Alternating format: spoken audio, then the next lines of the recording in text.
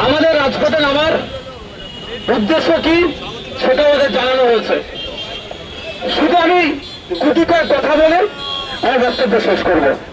প্রথমত, এই যে সন্ত্রাসবাদী হামলা সংগঠিত হলো কাশ্মীরের পাহেলগাঁয়ে, যেটাকে মিনি সুইজারল্যান্ড বলে আমরা অনেকে জানি, এই সন্ত্রাসবাদী কার্যকলাপ আটকাতে সম্পূর্ণরূপে এই শুভেন্দু অধিকারীদের পরিচালিত কেন্দ্র সরকার ব্যর্থ হয়েছে।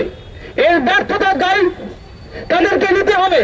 সারা ভারতবর্ষ যখন তাদের দিকে প্রশ্ন করছে, অমিত শাহজিকে জিজ্ঞাসা করছে, মোদীকে জিজ্ঞাসা করছে যে আপনারা 370 ধারা তুলে দেওয়ার পরে বললেন কাশ্মীরে আর কোনো হিংসা হবে না, সন্ত্রাসবাদী আক্রমণ হবে না, এবং যখন নোটবন্দির পরে বললেন যে সন্ত্রাসীদের কোমর বলে দিয়েছেন, তারপরে এত বড় খণ্ড সংগঠিত হলো কিভাবে?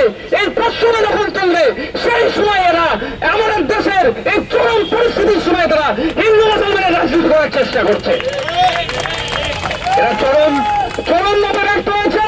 ব্যর্থতা ঢাকা দেওয়ার জন্য হিন্দু মুসলমানের রাজনীতিতে ব্যর্থ হয়েছে। এখন সময় আমাদের কাছে একটা বড় চ্যালেঞ্জ, এই সন্ত্রাসবাদীদের জবাব দেওয়ার সময় আমাদের।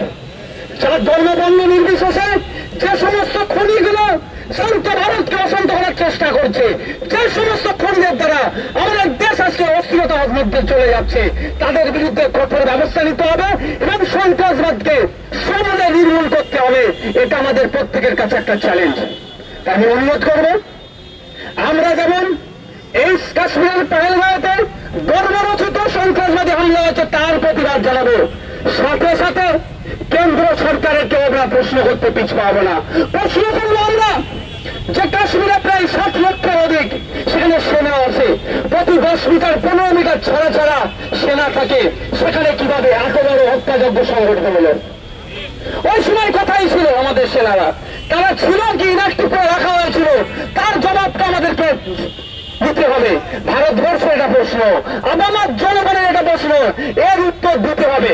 কারণ আমরা ভুলে যাচ্ছি না, 2019 সালে লোকসভা নির্বাচনের প্রাক্কালে যখন সারা ভারতবর্ষের মানুষ এই জুমলাবাদের সরকার বিজেপিকে হারানোর জন্য প্রতিশ্রুতি নিয়ে নিয়েছিল, সেই সময় আমরা কি দেখলাম? আপনার পুলওয়ামাতে টেরর অ্যাটাক হলো। টেরর অ্যাটাকে আমাদের দেশের 40-এর অধিক সেনা শহীদ হলো।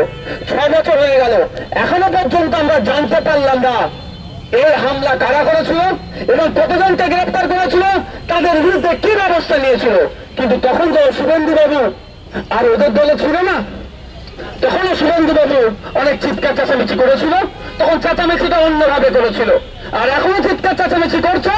এমন চিৎকার চেঁচামেচি করতে গেল, একটা ভিডিও পেলাম, ভিডিওর সত্যতা জানি না, Calcutta police, West Bengal police, রাজ্যের স্বরাষ্ট্র দপ্তর, দেশের স্বরাষ্ট্র দপ্তর নিশ্চিতভাবে এই ভিডিও ফুটেজটার চেক করবে, যে দেশ বিরোধী যে স্লোগান দিয়েছে তার বিরুদ্ধে ব্যবস্থা গ্রহণ করবে।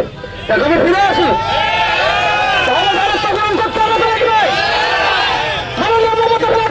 কি ব্যবস্থা গ্রহণ করে এই শুভেন্দু অধিকারীর বিরুদ্ধে দেশে থেকে দেশ বিরোধী স্লোগান দিচ্ছে সেটা আমরা দেখব। যারা গল্প শোনাচ্ছে অনেক, একটাও ছাড় পাবে না।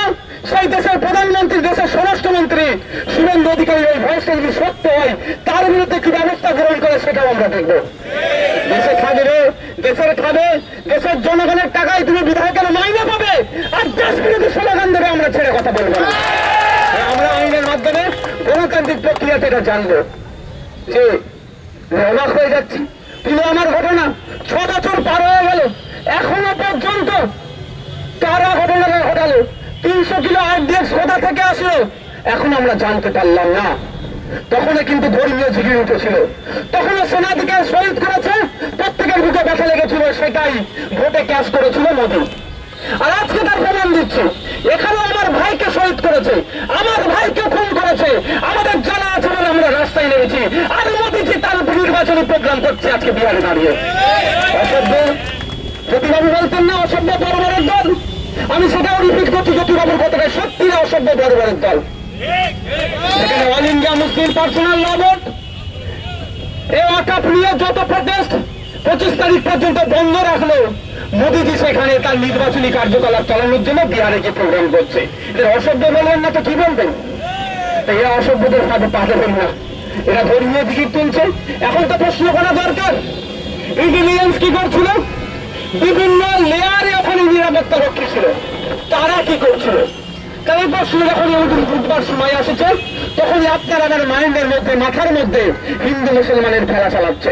আর যারা হিন্দু মুসলমান খেলায় মেতে আছেন, তাদেরকে শুধু এতটুকুই বলতে চাই, একটা তথ্য দিতে চাই, এই জঙ্গিদের বিরুদ্ধে, এই দেশ বিরোধীগুলোর বিরুদ্ধে, এই সন্ত্রাসীগুলোর বিরুদ্ধে, এই মানবতাকে যারা খুন করেছে এই খুনিদের বিরুদ্ধে যখন কাউন্টার অ্যাটাকে আমার দেশের আর্মি গিয়েছে, যে শহীদ হয়েছে আর্মি, তার ধর্মীয় পরিচয়টা একবার জেনে নেন।